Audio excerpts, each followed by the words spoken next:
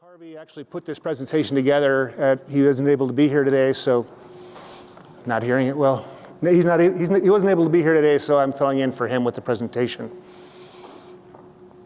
The presentation is geomorphic changes following wildfire in Santa Clara Creek.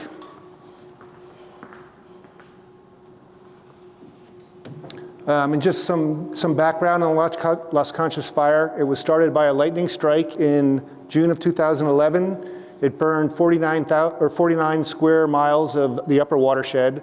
And out of that burn area, over 50% was either severely burned or moderately burned intensity. The immediate concerns following the fire was protection of the people and the infrastructure downstream at the lower village. And then once you have that protection in place, then you can look at more long-term rehabilitation of the upper watershed. So there was pre and post-fire H&H modeling done, sediment transport modeling done, and the results of this modeling were that you would have flows that were 10 times as large in the post-fire environment in Santa Clara Creek, and sediment movement of 100 times as large in the post-fire environment. And you can kind of see from this photo, or from this aerial photo, the causes of this are obviously the loss of vegetation and then the creation of the hydrophobic soils. But it also, the watershed, I'm gonna keep doing it.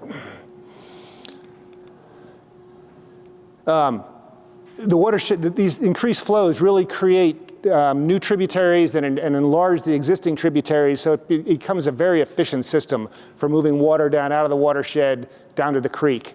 So as you get flows up on that watershed, it moves everything down to the creek quickly.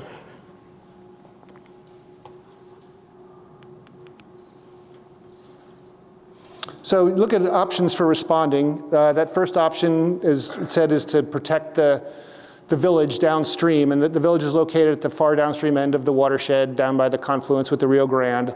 Some of the things that we'll put in place here at Santa Clara were enhancing levees, new levees. The former fishing ponds that have been talked about were turned into sediment retention basins. So these are sort of things that are done in the main stem. And then you look at other things you can do up in the watershed. And the first alternative that's looked at is to go in and with a rapid response, basically use manpower, use machinery, try to make fixes to the watershed immediately. This is the most expensive option, and the concern is that after this catastrophic fire, the watershed's still in a really dynamic condition, so it's really hard, you're throwing a lot of money at a system that's hard to control. The second option would be to look at a more long-term fix, to try to work with the natural rehabilitation, restoration of the watershed. You have the vegetation starting to come back, the soil starting to improve itself, and then you can use maybe smaller structures, like I talked about the rock dams or timber dams, things like that in the tributaries to try to help the watershed heal naturally. And then the third option is basically to lock the gate and let the watershed come back on its own, as it has historically. And you can certainly use a variety of these options. They can all be used together.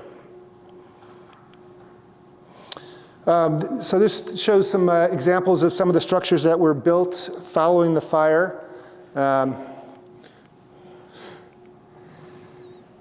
This is a levee that was put in along Santa Clara Creek, about a mile upstream of the village to protect the village. This area down here, the village is just up to the north here. This is Santa Clara Creek, and these levees were enhanced to try to protect the village. This is a previous irrigation diversion dam that was used to trap sediment. And this was the US Army Corps of Engineers came in and built a gabion structure, again, to try to trap sediment as it was moving downstream.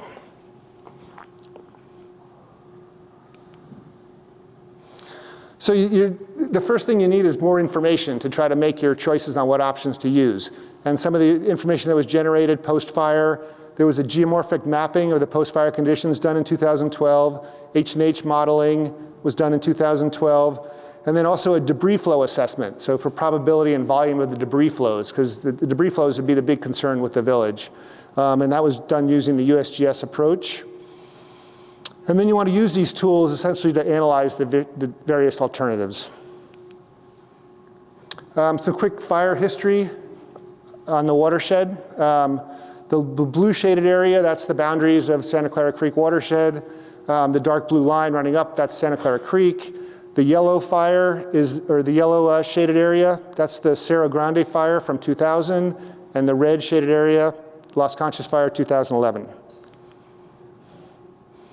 Some examples of the burn severity that were mapped following the fire. The upper left there, that's the pink, and the red areas are most severe burn areas, and you can see the majority of the upper watershed was severely burned. The other pictures are pretty recent post-fire shots, and you can see where all the vegetation's been burned away, and then the sediment is being transported down off the watershed and down into Santa Clara Creek. An example of the tributaries being enlarged and their ability to move sediment down into the creek. And then this is one of the former fishing ponds that's been filled in with sediment in the post-fire environment. In 2013, there was a major storm event that came through the area. The NextRad data showed rainfall totals anywhere between an inch and an inch and a half, and of course they all hit right on the most severely burned areas. This caused quite a bit of flooding downstream. From the pre and post H&H modeling that was done, this plot just gives you an example of the increase in flows. This shows for a 10-year event, and the blue line is the pre-fire conditions, and you get a maximum flow of about 1,500 CFS. And then the red line is the post-fire, and it's showing about a 7,500 CFS. And this is at a cross-section on Santa Clara Creek near the low water crossing, so about a mile upstream of the village. As I mentioned, there was debris flow probability modeling done also. And this gives you the probabilities of debris flow and also the volumes that can be moved during debris flow. The upper watershed there, the reds and oranges, those represent debris flow probabilities of over 90%. But then as you move down the watershed, the yellow areas are probabilities less than 20%, and then all the way down near the far end of the watershed to the right, where the village is, those green areas are probabilities of less than 5%. So there's three factors that really control the debris flow distances that are going to be traveled, and that's the geology, because that generates the size of the sediment, the slope, and the valley width, which both contribute to the energy of this system. This is just a quick example of the geology within the watershed. The very upper watershed.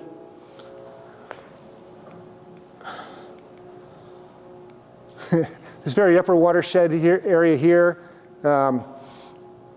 that's the Bandelier Tuff. As you move down, this is the canyon reach. We've talked about it, the very narrow reach with very steep sides. And that area is called Tushikoma lava. And both of these are geologic formations that are very hard rocks, so they tend to create very large debris. And this is just examples of some of the sediment size that was being moved downstream out of these areas.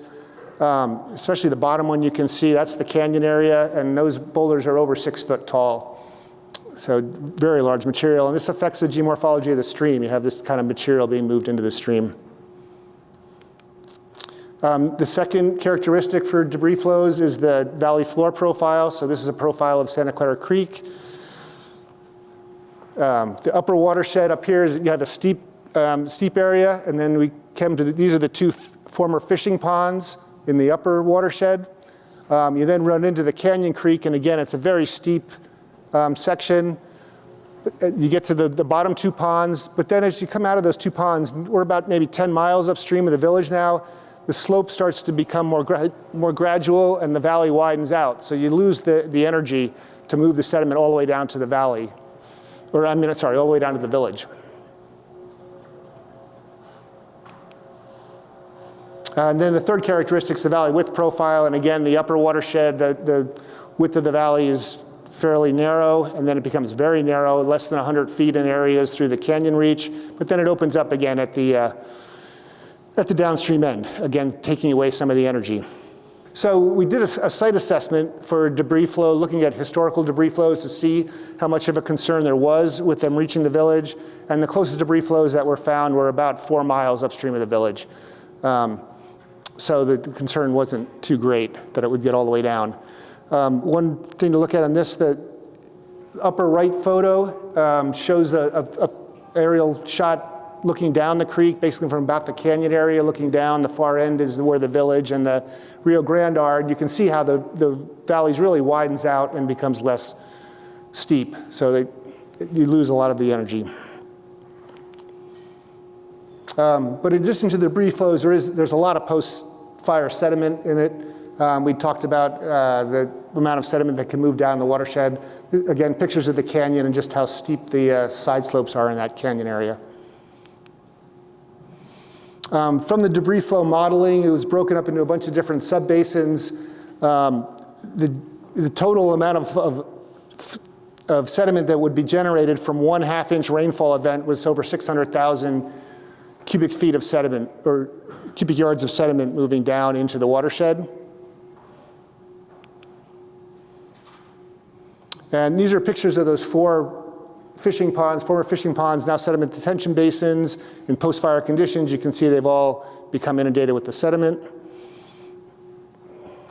And looking at the capacity of those, when they were empty, they would contain about 800,000 cubic yards of sediment. And from that previous slide, 1/2 inch event would bring down 600,000 cubic yards. So essentially, these ponds had to be emptied out after each event that was occurring. And the problem with all this sediment being trapped in these ponds is that then you're not stopping the water, you're just stopping the sediment. So the water moves down past the pond, and now it's called hungry water, and it erodes, it'll erode the area down below.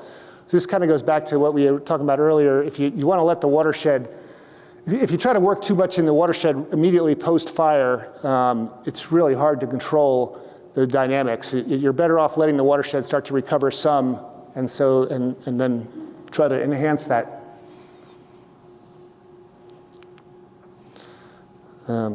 So this next slide sort of demonstrates that. This is coming out of the canyon, and this is the 2 detention ponds. But then the area downstream of that, the red shows areas of erosion, and the blue shows area of deposition. So there's only like one small area of deposition, but you have a lot of erosion occurring in this stream moving down toward below the canyon reach. And these are some photos of that erosion that's occurring right below the canyon. Mostly you're getting 2 to 3 feet of erosion in the creek bed. And then these are some photos way down near the village and down here. And these were photos, in the year or 2 after the fire. But you're getting 7 or 8 feet of erosion down in the channel at the far end of the watershed. So after doing all of the sediment trapping and the hauling of the sediment, it was decided that the dams would be breached so that the flows could just run through and the sediment could also be moved through the system. These are just photos of those same 4 ponds, and now the creeks are running through and able to transport sediment through the ponds. And then these would be pictures in those same locations down near the village, more current day, and you can see that the sediment transport has filled the creeks back in, and it's a much more natural system. So the idea being that if you trap that sediment upstream, you create just more problems downstream, but by letting that sediment move through, you're maintaining a good channels down below. In conclusion, you want to use your evidence of past behavior to assess the downstream debris flow risks.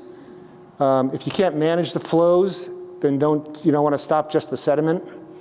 You want to protect the people and the infrastructure where necessary, and intervene at the appropriate time. Give the watershed a chance to recover some on its own. Thank you.